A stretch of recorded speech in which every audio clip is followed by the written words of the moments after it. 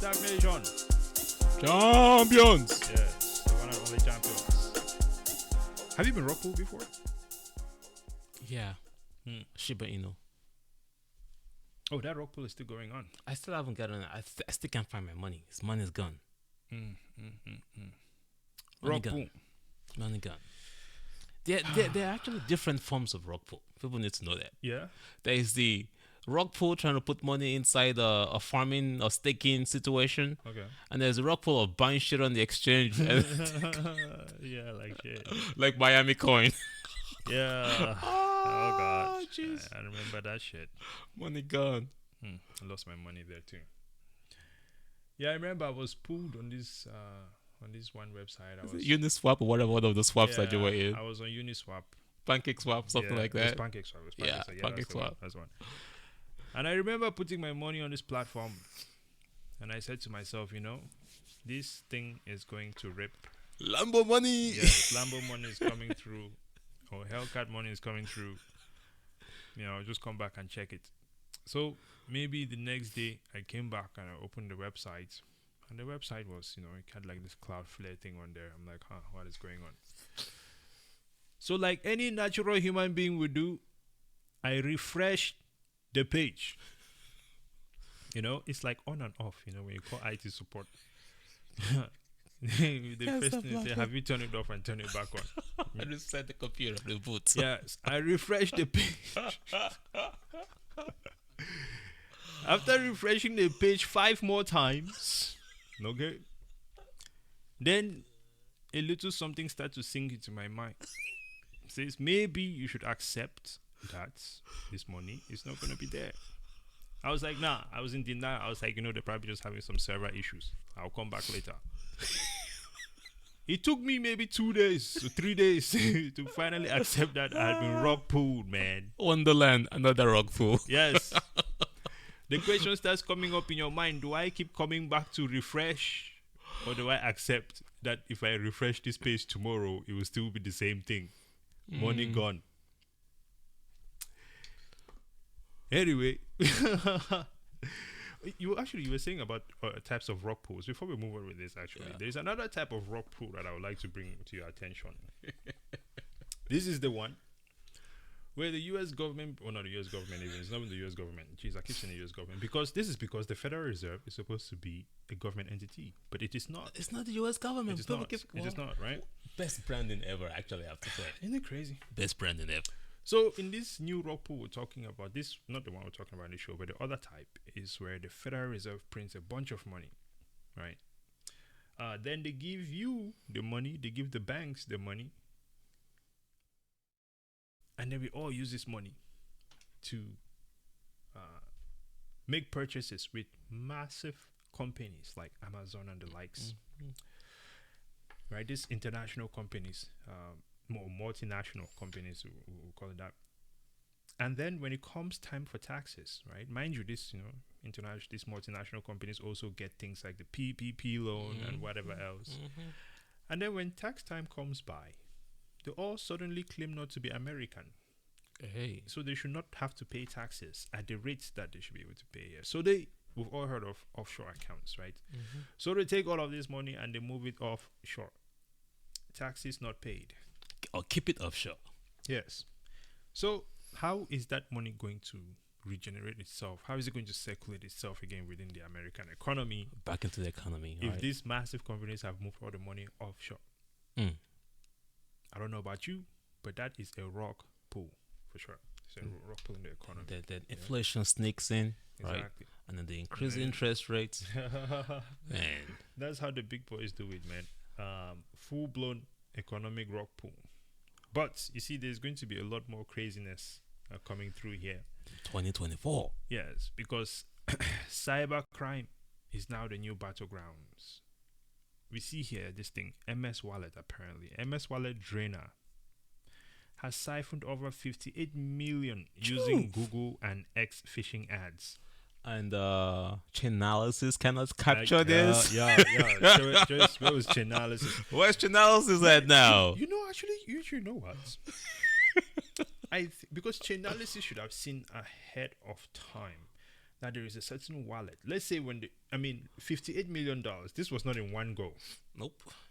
So after this thing started happening the first time, the second time, the third time, okay, fine. We'll give you up to 10 times maybe. And you guys have still not been able to identify it, maybe report it. And even worse, you don't even have a solution to stop it. It's like having an antivirus. Huh? Until the virus can't catch a single virus. It's like Chainalysis is a shitcoin that does not exist, but it's there. Woo. $58 million using Google and X phishing ads. Okay, so Those centralized applications too. There'll be those ads on X like no man's business, man. Well, Please do not click on them. at the same time, right? You have to also ask yourself, if you see the magnitude of ads and the magnitude of scams and rug pulls and hacks that are happening out there right now, okay, you need coordinated efforts Real. in order to pull off these types of things. For real. So I think that it is worth considering that these hacks and everything is not being done by the average hacker on the street. Not the average Joe. I think that this is coordinated something. Maybe some group, some governing group of some country is combining their force to get as much money out of this market as possible, because they understand that they were losers and they missed all of these coins at the beginning. They did not understand the technology, but at the same time, this money that is out here now in these spaces is giving people a certain level of freedom, one that is taking away power from the powers that be, if you will. Right? I understand the space is not fully decentralized, Nope.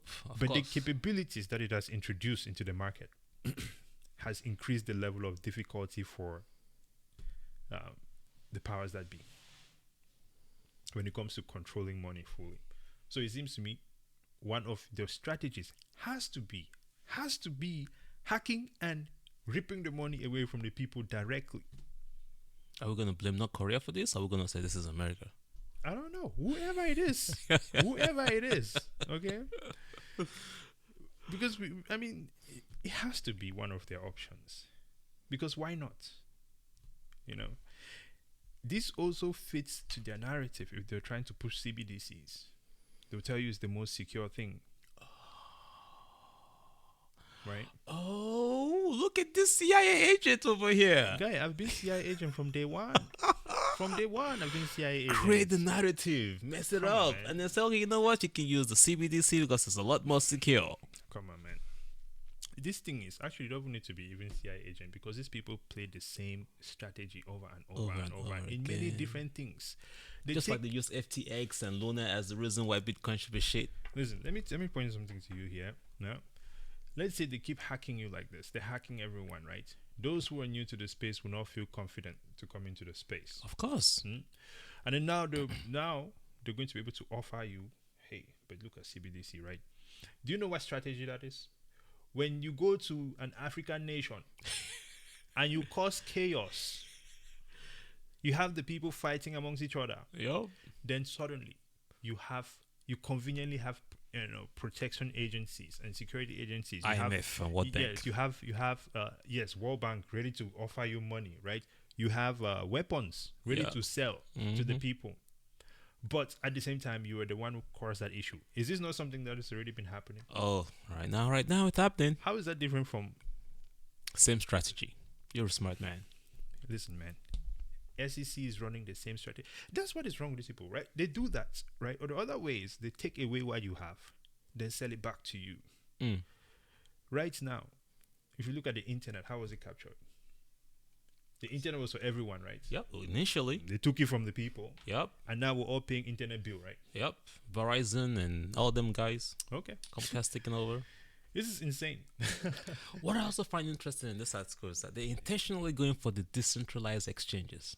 Yeah. Because everybody say, oh, you want to go decentralized? So they're going for those Pancake Swap and the Uniswaps and the Zappa and the Lidos and the DeFi Llama and those all the crypto wallets. Yeah, exactly. Crypto one. This decentralization thing, and we've done videos way in the past saying that these things do not meet. I know some would say that decentralization is on a scale. Whatever makes you feel better about yourself, right? Whatever. Okay. This if you, visualization of the scale. You have to laugh about that. yeah, bro, because it's like, yeah, look, I would say this, because when you meet people that are not, people that are not, heavy Bitcoiners, okay, and you tell them like, hey, Bitcoin is the most secure thing, Bitcoiner or not. In the first, they try to hit you with Bitcoin maxi. Who gives a shit? But Bitcoiner or not, okay, it is the most secure thing. But then what they will usually respond to you is like, well, nothing's really fully decentralized. Yeah, mining Decentralization pool, is on blah, a blah, scale. blah. Yeah. I understand. You have been rock pulled to the point where Stockholm syndrome is your only move now, I guess. All right. You seem to enjoy just listen. I'm not saying that these altcoins will not, will not give people Lambo money. some gains if that's what they're going for. I'm not saying that none of them will be able to give some functionality, right, or have some sort of use case. But I think that the use cases that most of them are providing is just more of an enhancement versus the creation of a new concept, which is not a problem. Because at the same time, I don't think that you can really come up with any new idea that somebody else has not already come out with it. Business is about doing the things that exist better than the other person. Boom. That's the only way you can compete.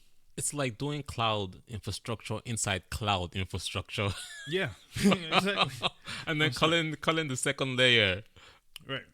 decentralized. Calling it decentralized, right? Yo, man, you're still an AWS server. Yeah. You can still get shut down. Yeah, so, I think, hey, it's I get it, man. That is why, if you remember at the beginning of the show, I was saying that cryptocurrencies as a whole has introduced a new level of difficulty within this economic environment that the powers that be cannot fully control the flow of money anymore. This is why CBDC stuff. I mean, how much money have these people spent investing in setting up CBDCs, right? So if they're setting it up, it's obviously because they have a plan for people to use it. Mm-hmm. They've been doing it for a while now. Right. But at the same time, you have all of these coins out here, just running around, wilding out. This is where I think that difficulty is.